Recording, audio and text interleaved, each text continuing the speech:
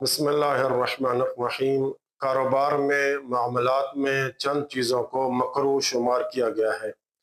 انسان کو کوشش کرنی چاہیے کہ حلال رزق کے حصول کے لیے کاروبار میں ان مکروہ چیزوں سے بھی اپنے دامن کو محفوظ رکھے۔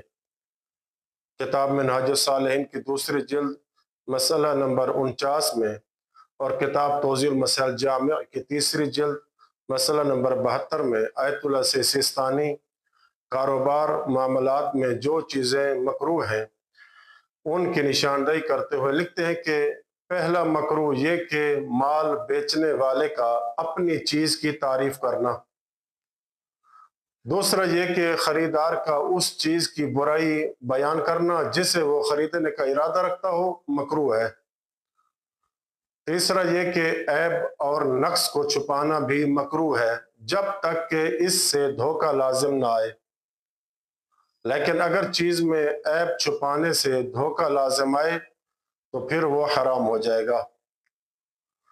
یہ بری عادت بعض دکانداروں میں اور بیچنے والوں میں پائی بھی جاتی ہے اور لوگ جانے نہ جانے میں یہ کام کثرت سے انجام دے رہے ہیں۔ چوتھا مکروہ یہ کہ معاملے میں قسم کھانا، اگرچہ وہ سچی قسم ہی کیوں نہ ہو، اور اگر جھوٹی قسم ہو تو پھر حرام ہے۔ معاملے میں قسم اٹھانے کے حوالے سے سخت روایات آئی ہیں۔ کتاب وسائل الشیعہ کی 12ویں جلد صفحہ 250 پہ جناب ابو ذر پیغمبر اکرم صلی اللہ علیہ وآلہ وسلم سے روایت کرتے ہیں کہ جس میں فرمایا 3 شخص ایسے ہیں جن سے قیامت کے دن اللہ تعالی نہ ان کی طرف نگاہ کرم کرے گا اور نہ ہی ان کو پاک کرے گا، اور ان کے لیے دردناک عذاب موجود ہے۔ راوی نے عرض کی یا رسول اللہ وہ کون ہے؟ تو ان 3 میں سے ایک اس شخص کے بارے میں فرمایا کہ جو جھوٹی قسم کھا کر مال تجارت صرف کرتا ہے۔ یہ بات حضرت نے 3 بار تکرار فرمائی۔ دوسری حدیث میں امام جعفر صادق علیہ السلام فرماتے ہیں کہ خداوند عالم قسمیں کھا کر اپنا مال فروخت کرنے والے شخص کو دشمن سمجھتا ہے۔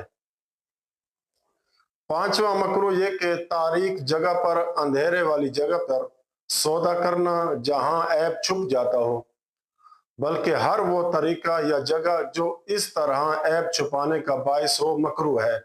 آج کل تو یہ زمانہ ہے کہ بڑی دکان سے کپڑا لینے جاؤ تو بہت ساری لائٹیں جلا دی جاتی ہیں تاکہ گاہک کو وہ چیز بڑی اچھی لگے اور اس کی چمک اور خوبصورتی اور بڑھ جائے۔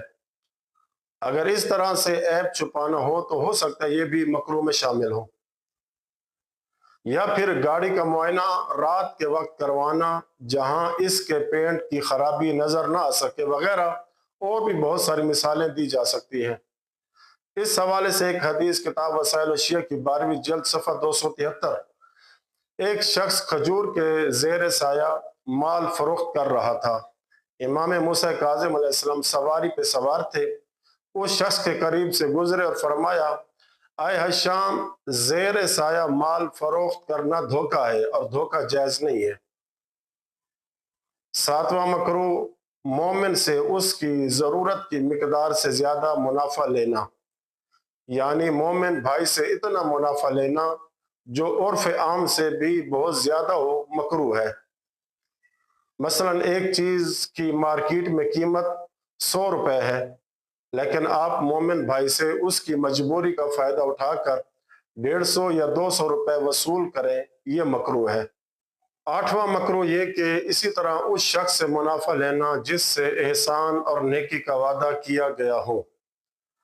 اس کی وضاحت اگر یوں کر دو مناسب معلوم ہوتا ہے کہ دکاندار نے ایک شخص کو کہا کہ آپ میری دکان پہ آئیں، میں آپ کو رعایت کر دوں گا، یا پھر گاہک سے دکاندار نے سودا بیچتے وقت یہ کہہ دیا ہو کہ آپ فکر نہ کریں، میں آپ کے ساتھ رعایت کروں گا۔ اب جب کہ دکاندار نے شخص سے یا گاہک سے رعایت یعنی احسان کا وعدہ کیا تھا، تو اب اس کے لیے مکروہ ہے کہ اس سے عام لوگوں جتنا منافع لے۔ اس کے علاوہ باقی مکروہات دوسری قسم میں بیان کریں گے انشاءاللہ تعالی۔ वसल्लल्लाहु अला मुहम्मद व अली बैतिही।